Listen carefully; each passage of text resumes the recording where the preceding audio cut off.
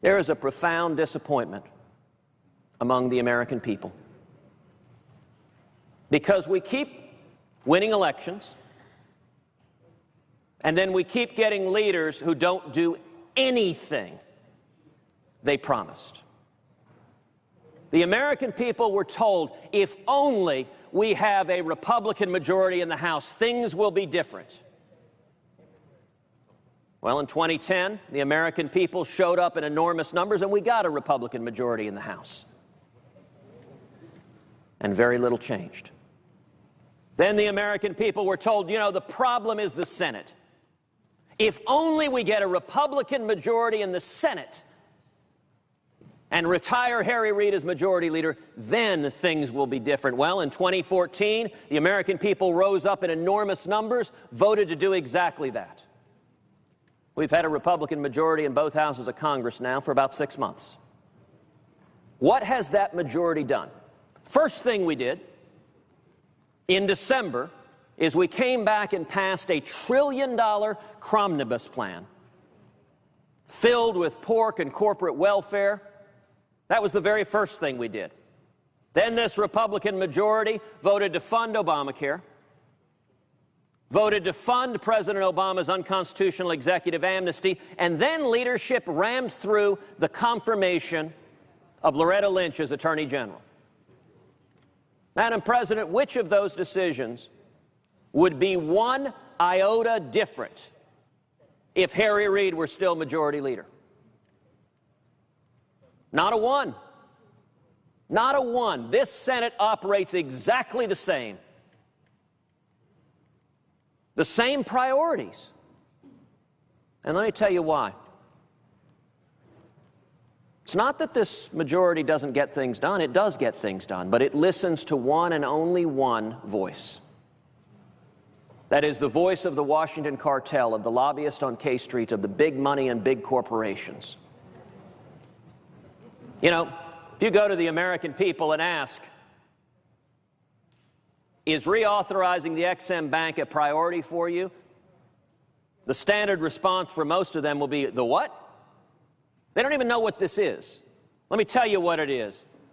It is an egregious example of corporate welfare. It is the American taxpayers being on the dime for hundreds of billions of dollars in loan guarantees given out to a handful of giant corporations. It is a classic example of cronyism and corporate welfare. And by the way, among others, you know one person who had the clarity of thought on that? Then Senator Barack Obama, who described it as a classic example of corporate welfare. That was when he was in the Senate. Now that he's in the White House, corporate welfare sounds pretty good. Now just about all of the Democrats are supporting the corporate welfare, with the exception of Bernie Sanders. I'll give credit to Senator Sanders for standing up against corporate welfare, but every Democrat who rails against big money and corruption of Washington, every Democrat who styles himself or herself a populist, their actions on this matter speak far louder than their words. And when it comes to Republicans, Republicans also are listening to K Street and the lobbyists. Why? It's not complicated. The giant corporations that are getting special favors from the taxpayers hire an army of lobbyists that write campaign checks after campaign checks. And by the way, these checks go to both Democrats and Republicans. It is career politicians in both parties that are kept in office by looting the taxpayer to benefit wealthy, powerful corporations.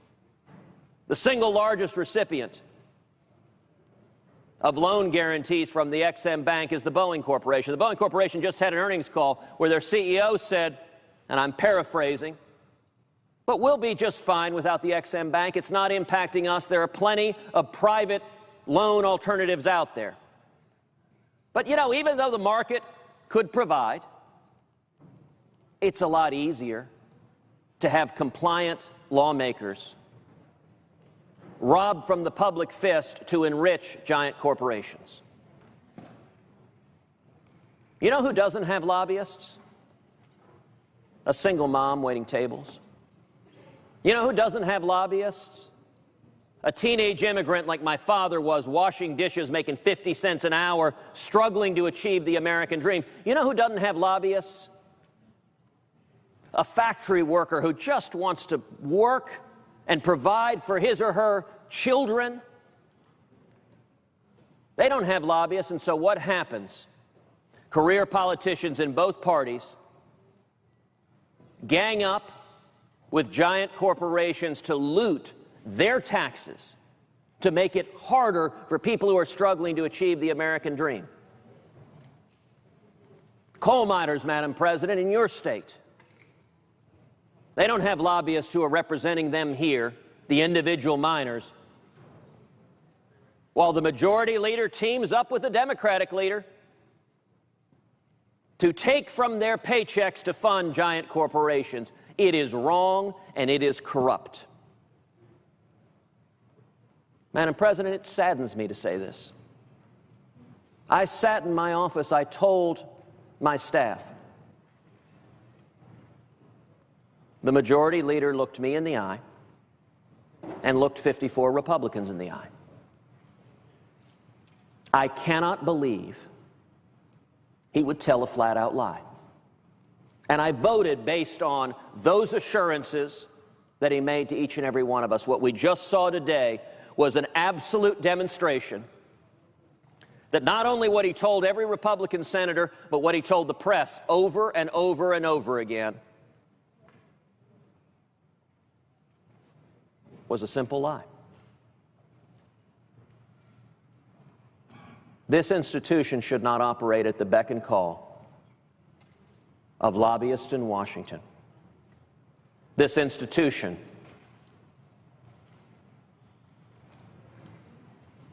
the majority and minority leader arm in arm, again, should not team up against the American taxpayers. It's why our children are going bankrupt. Now, we're facing an enormous threat with this Iran deal. A nuclear Iran poses the greatest national security threat to this country. And yet, the majority leader refused to do what he just did for the Export-Import Bank on Iran, refused to invoke cloture. That was an extraordinary step. Madam President, if he was telling us the truth when he said there was no deal, why would he do what he just did? Well, we now know that when the majority leader looks us in the eyes and makes an explicit commitment, that he is willing to say things that he knows are false.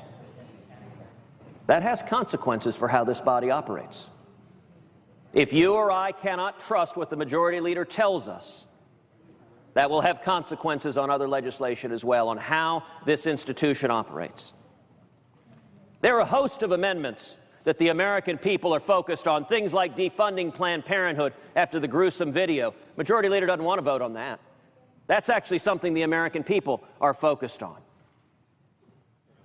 He brought up his Obamacare amendment as a smokescreen because it's intended to fail. But you know what he didn't bring up is my amendment to end the congressional exemption from Obamacare, the corrupt deal that Harry Reid cut with President Obama to exempt members of Congress. We ought to live under the same rules as everyone else. Majority leader doesn't want to vote on that because he doesn't want to end the cronyism for members of Congress any more than end the cronyism for giant corporations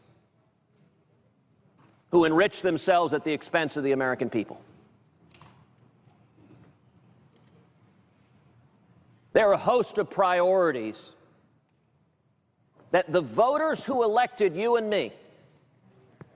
Madam President, I would ask you to think about when you were running for the Senate not too long ago. Do you recall any of your constituents ever saying, we want the Export-Import Bank? No, they want other things. They have other priorities, but those are not the priorities of Republican leadership. Sadly, today we have government of the lobbyist, by the lobbyist, and for the lobbyist. That is not how the United States Senate is supposed to operate. A far more important amendment than bringing back this corporate welfare and cronyism is my amendment that provides that sanctions on Iran cannot be lifted unless and until Iran does two things. Number one, it recognizes Israel's right to exist as a Jewish state. And number two, it releases the 4 American hostages languishing in Iranian prisons. That is a far more important issue than enriching some more lobbyists on K Street and getting a few more campaign contributions. That's what we should be voting on.